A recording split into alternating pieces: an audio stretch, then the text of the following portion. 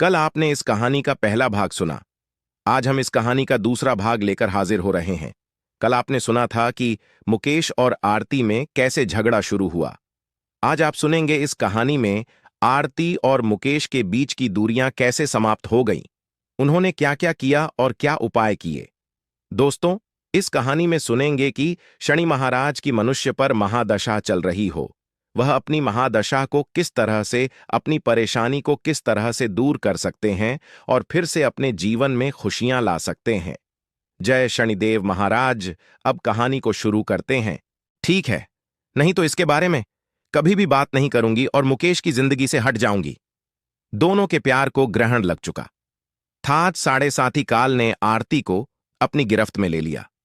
आरती का स्वभाव बदलने लगा था और वह अपने पति पर शक करने लगी, जिसके चलते उन दिनों के रिश्तों में दरार आ गई। कुछ दिनों के भीतर दोनों के बीच में झगड़े होने प्रारंभ हो गए।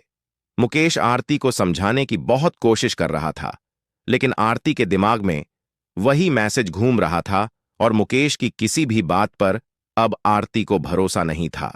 मुकेश आरती को खुश करने के लिए आरती से कहने लगा, चलो मंदिर चलते हैं और वहीं से बाजार घूमने चलेंगे। आज कुछ कपड़े खरीदते हैं। लेकिन आरती गुस्से में वहां से उठकर चली गई। मुकेश अकेले ही मंदिर चला गया।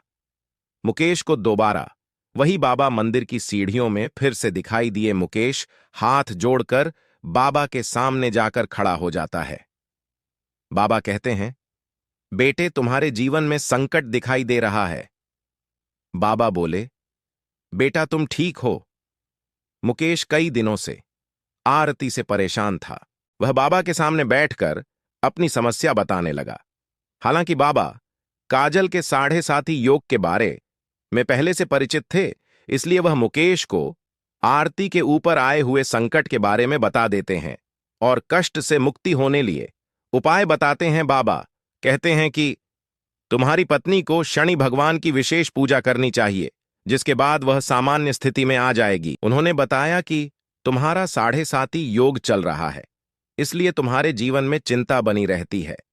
तुम शनि भगवान की पूजा करो, उससे सब ठीक हो जाएगा। आरती मुकेश से कहती है कि मेरी समस्या की वजह तो तुम हो।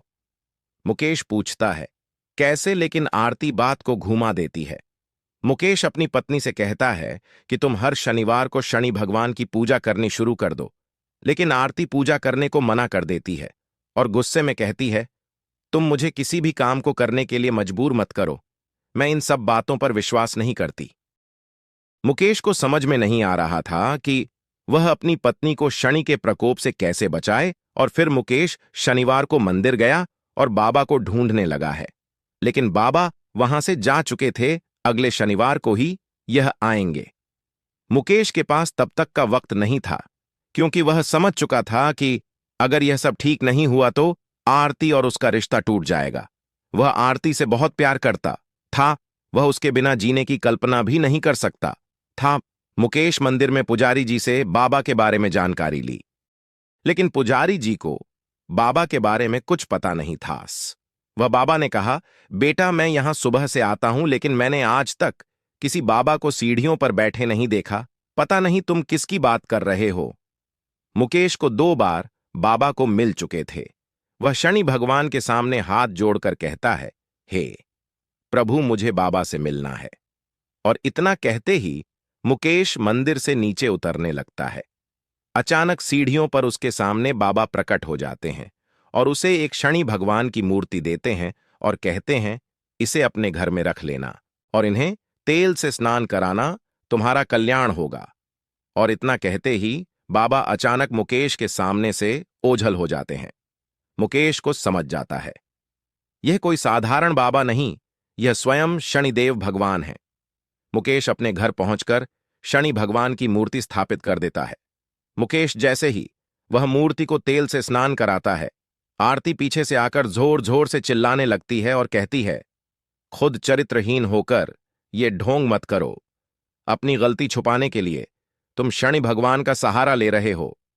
आप अपने आप को देखो, पता चलेगा कि तुम कितने घटिया इंसान हो। को आरती की इतनी अभद्र बातें सुनते ही मुकेश के पैरों तले जमीन खिसक गई। उसने उम्मीद भी नहीं की थी कि आरती उससे कभी इस तरह से बात करेगी। मुकेश शांत स्वभाव का था। वह आरती को शांत करते हुए पूछता है, क्या हुआ आरती, आराम से बात करो। आरती तुरंत मुकेश का मोबाइल लाकर वही मैसेज उसके सामने रख देती है। मुकेश आरती से पूछता है, यह क्या है? आरती तुरंत कहती है कि तुम बताओ यह क्या है और कौन ये जिसने तुम्हें यह मैसेज भेजा है। मुकेश आरती की बात को सुनकर मुस्कुराने लगता है और कहता है, अरे पागल, यह मैसेज उस लड़की ने मुझे नहीं भेजा था, बल्कि कंपनी में काम कर रहे मेरी टीम के एक लड़के ने उस लड़की को भेजा था और उस लड़की ने मुझसे उसकी शिकायत करने के लिए वह मैसेज मुझे फॉरवर्ड किया था। यह बात सुनते आरती का दिमाग शून्य हो गया। उसे कुछ समझ में नहीं आता। वह जमीन पर बेसुध होकर बैठ जाती है। राहुल उसके बगल में बैठकर उसका हाथ पकड़कर पूछता है, क्या तुम इतने दिनों से इस मैसेज की वजह से मुझसे झगड़ा कर रही हो? तुम पागल तो नहीं हो गई? एक बार मुझसे पूछ तो लिया होता। मैं तुम्हारे अलावा किसी और लड़की के बारे में सोच भी नहीं सकता।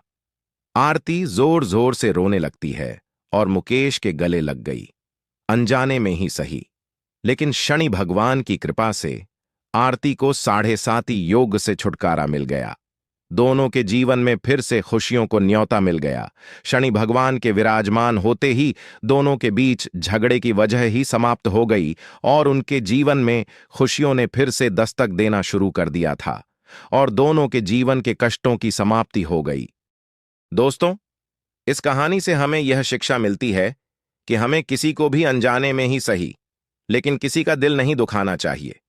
अगर हमें कोई बात पता ना हो तो उसको पता करने के बाद ही किसी पर आरोप लगाना चाहिए। बोलो राधे राधे। दोस्तों, आज आपको हमारी कहानी कैसी लगी?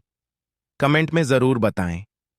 अगर आपको हमारी कहानी अच्छी लगी हो तो अपने दोस्तों के साथ शेयर करें और कमेंट में अपना प्यार जरूर दें। चैनल को सब्सक्राइब करें, बेल आइकन को प्रेस करें, जिससे आने वाली कहानी की नोटिफिकेशन आप पर सबसे पहले पहुंच सके। राधे राधे।